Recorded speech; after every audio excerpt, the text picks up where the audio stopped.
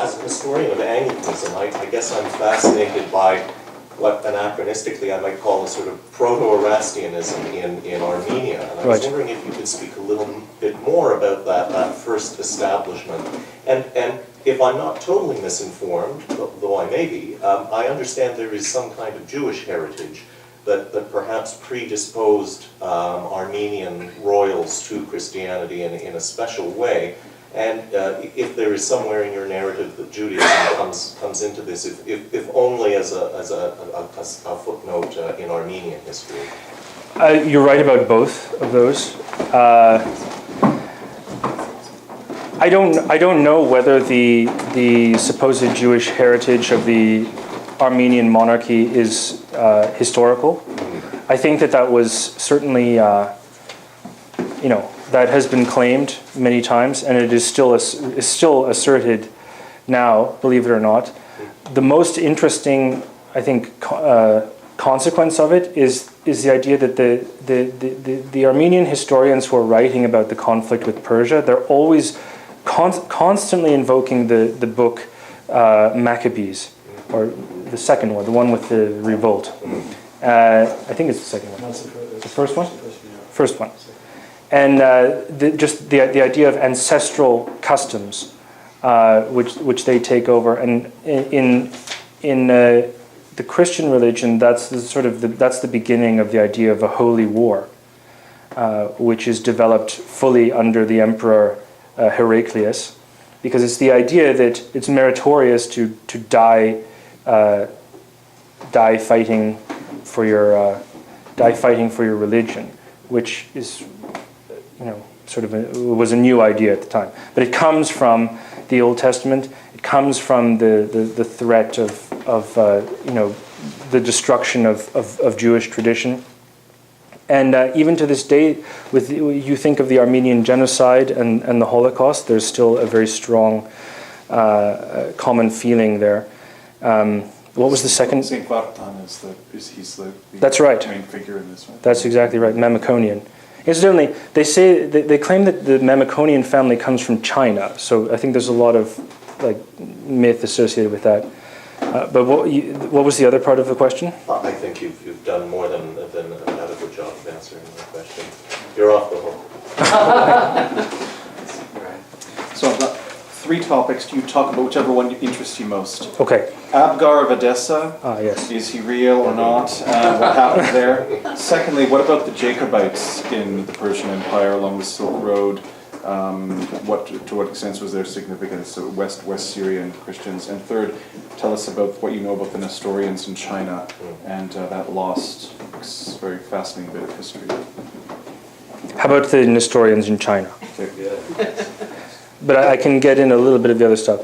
So the first thing I would observe is that in the 6th century, it becomes apparent that the growth of indigenous Iranian Christianity has created a sort of extreme variety of practice and usage and bishops who don't acknowledge one another, mutual doctrinal hostility, and especially the conflict between the sort of Persianate side, which wants to have a Zoroastrian-friendly church where you have married priests at every level, where you can participate in ritual feasting common to Zoroastrian custom, and handful of other things. So basically, an Iranian-friendly church versus those who wanted to be more like the Roman model. And eventually you have the king just say, okay, says to his patriarch, you just sort it out. And apparently the king, the patriarch goes too far, and eventually he gets thrown into jail for trying to, for being too heavy-handed about it, and for alienating the Christian nobility who think that they still should be Christian, but they should be allowed to participate in the fullness of social life at the court, and so forth. So the question of Jacobite Christianity versus the Nestorian or the more sort of Orthodox sort that looked to Byzantium, it's hard to sort out who was who when, and often people turn out to be Orthodox only after the fact, or so we don't know. But it was very useful for the king and for the Iranian state in general to use Christian churchmen, many of whom were also doctors, coincidentally, as emissaries or diplomats, what have you, and they would send them into Central Asia to try to keep the Huns under control, or to bring them sort of within the Iranian orbit. There's even evidence that one of the rival Chinese dynasties at the time, in the early 6th century, showed some sort of interest in Zoroastrianism, as well as Nestorian Christianity, and an embassy sort of introduced both to the court and so forth. There may be a sort of mythological element to that, but I think that the reason for that, and of course that accounts for the spread along the so-called Silk Route, I guess, into Central Asia. The reason for that is that using Zoroastrianism would never have worked, because no one can convert to it, and it was too much bound up with the I guess the king's identity as an Iranian, and as for example, the early titulature describes the king as, of the seed of the gods, or, of the lineage of the gods, his Zoroastrian majesty, and so forth. So it may have come across as a specifically royal or courtly, and an ethnic religion, which would not have won people over. There are also sort of peculiar, like the rites associated with burial, exposing the dead outside and that sort of thing. He's not really going to win, not an encouraging way of getting people to join the religion. But that's just a guess. But it is a fact that the Persian kings tended to use Christian ambassadors and encourage their missionary activity. Does that sort of get the point? I'll come back to you if they're waiting for that at this point in time.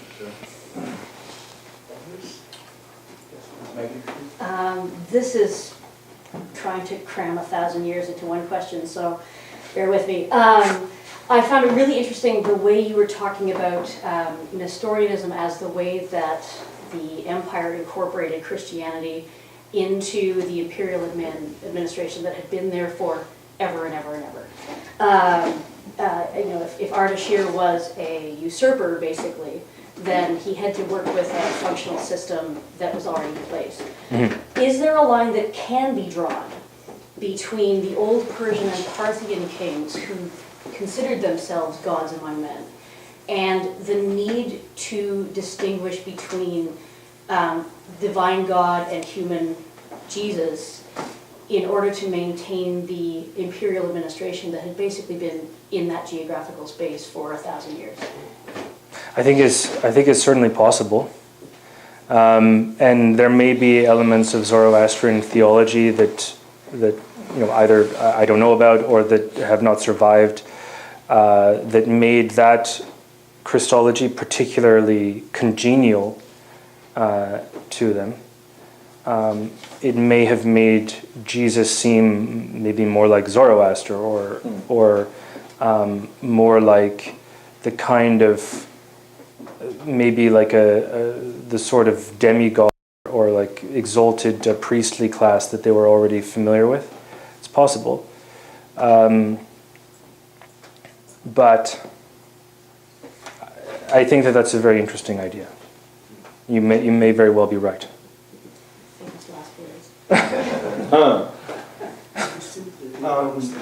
Yeah, so I'm just kind of curious, like, do Manichaeans have any role in this kind of Absolutely. Okay. Absolutely. Mani was, he appeared under Shapur the First, so the successor to Ardashir. He was descended from a Parthian noble family on both sides, apparently. He claimed to hear voices and to have visions.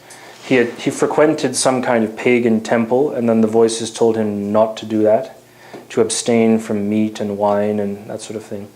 And he basically established a kind of syncretic religion that incorporated Zoroastrian elements and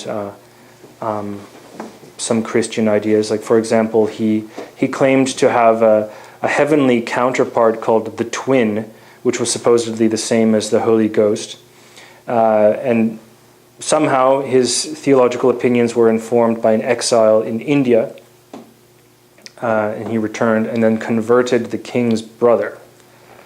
Of course, it didn't really take amongst the Persian court, because he was eventually put on trial and killed. Apparently, he was flayed alive and stuffed with straw. So he didn't really, didn't really get very far.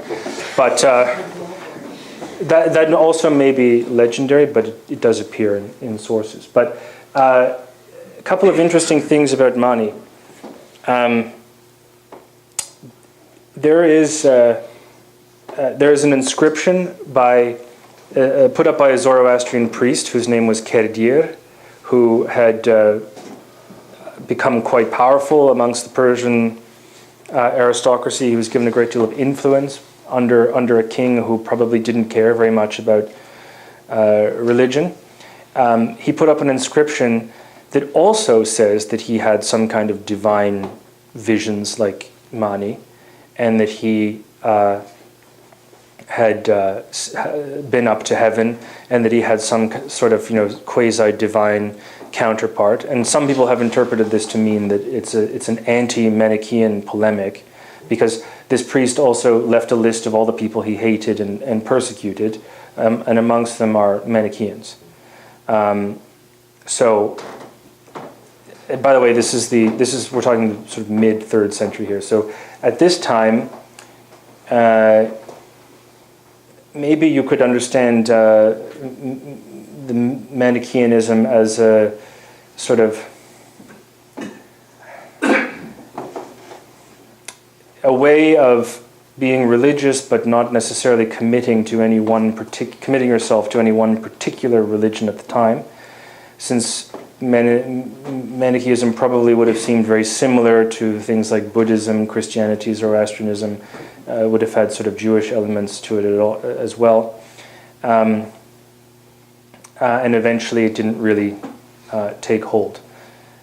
The other interesting thing is that Mani called himself the seal of the prophets.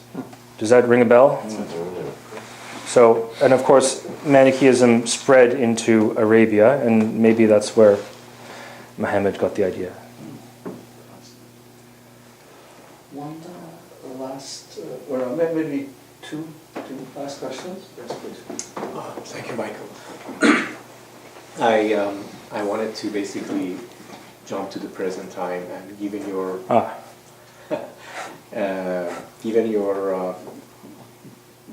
deep knowledge of Iranian history, how would you describe Iran's current strategic imperatives in its relations with the outside world?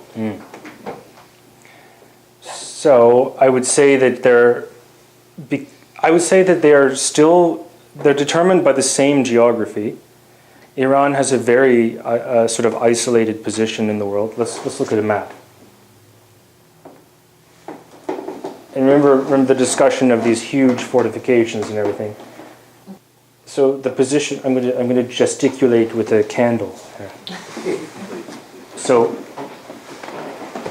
this is still roughly, Iran still has roughly the same sort of territory, and even in the regions which it doesn't possess anymore, they still share a culture for the most part, a language, and in many cases a religion, especially in somewhere like Iraq or Western Afghanistan. That's reason number one why Iran has to constantly look beyond its borders. And that's reason number one. Reason number two is that it shares a border with something like maybe 30 countries. And we share a border with, maybe 2, I guess. So it's very difficult to imagine what that would be like. Trying to think, is it really 2 or is it more? Maybe 1 major one, obviously, but possibly. France. That's right. So you have they would share. Russia too, if you go far enough. They would share a frontier. They would share a frontier with Russia. All over the place. Here you have this sort of broken up Soviet republics. Here you have Afghanistan. You have Pakistan and India, and sort of homogeneous populations. Some of which are sort of somewhat nomadic and very difficult to control nowadays. You have this ill-defined, well, not ill-defined, but still arbitrary frontier over here with Turkey and Armenia, with Iraq and so forth. And of course, in this region here, you're dealing with Saudi Arabia and its annexes. So many of these powers also have nuclear weapons. So it naturally creates a feeling of fear and isolation. In the ancient world, the main threat was of the northern nomad impinging on the northern northeastern part of Iran, which explains the huge fortifications that were put up. And there was, of course, no way to predict, who was going to appear when. First, it was the Huns, and then it was the Turks. Of course, the Turks are still an important and famous group of people. The Huns no longer. But I said it was unpredictable because the real threat that finally destroyed the empire came from Arabia. I don't think that could easily have been foreseen, and it certainly was not. If they had imagined that could ever have happened, they would not have put their capital, like right there. So you asked about Iran's current strategic imperatives. Okay, so the strategic. So I think what I've said so far is that it's strategically isolated and threatened on all sides. The result of that is that I think that a lot of the behavior of the Iranian state, which sometimes seems irrational or somehow out of keeping with international customs, is actually quite rational if you think of it from the perspective of a state that is like constant, feels that it's constantly under threat and surrounded, as I say, by nuclear armed states. And in the case of Turkey and Saudi Arabia, like ostensibly two staunch allies of the West. Of course, that's maybe debatable soon, but so the position also comes. I mentioned the linguistic and the religious element, which forces Iran to look abroad. That also brings with it the makings of a regional power. Almost by accident or default, right? There will be no question about its capacity to project power very far into the Middle East and into Central Asia because of the Shiite Islam and the linguistic element and the force of its culture. So I would say that, to put it succinctly, I would say that Iran is bound to be an important player in any kind of international system. Thank you. Would you entertain entertain one more question, Michael? Only one.